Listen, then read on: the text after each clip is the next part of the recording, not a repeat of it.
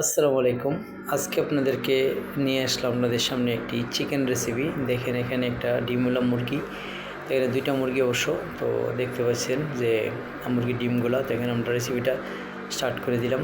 দেখেন কতগুলো মুরগি নিলাম, এখানে প্রায় 3 কেজির উপরে হবে। এখন আমরা লবণ দিয়ে দিচ্ছি প্রথমে।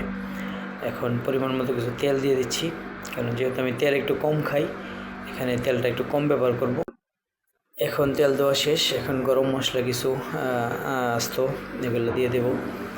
এখানে মিক্স আছে দারচিনি, এলাচি, গোলমরিচ, লং এবং এলাচি। তারপরে এখানে কিছু রসুন পেস্ট দেখতে পাচ্ছেন দিয়ে দেওয়া হচ্ছে, রসুন পেস্ট।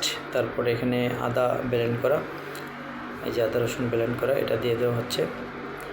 এখন পরিমাণ মতো হলুদ এই দিয়ে দেব, হলুদ। তারপরে হলুদ দেওয়া শেষ। এখন দেওয়া হচ্ছে মরিচের গুঁড়া, লাল মরিচের গুঁড়া।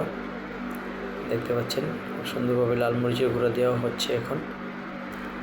তারপরে দিয়ে দেব জিরা পাউডার পরিমাণ মতো, আপনারা আপনাদের মাংস অনুযায়ী, টেস্ট অনুযায়ী দিবেন। এখন ধনিয়া পাউডার দিয়ে দেওয়া হচ্ছে।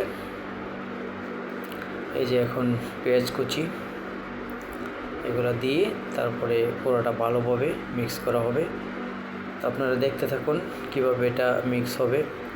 খুব সুন্দরভাবে আসলে হাত দিয়ে মিক্সটা করতে হবে, যাতে মাংসের গুঁড়ো গুঁড়ো মশলাগুলো, লবণ, পেঁয়াজ সবগুলো পৌঁছে। দেখেন এক পর্যায়ে এরকমভাবে এটা হয়ে গেছে, একদম মোটামুটি রেডি। এই যে দেখেন আমি 15 মিনিটের জন্য রেখে দিয়েছিলাম মশলা দিয়ে।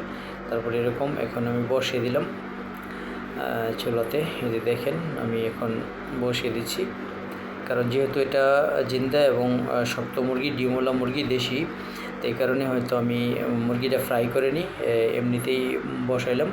দেখেন কি সুন্দর কালারটা আসছে। দেখতে পাচ্ছেন এখানে মুরগির সবগুলাই দেওয়া হয়েছে, এবং মুরগির রানগুলা এবং মুরগির পা এবং যে অবশ্য ডিম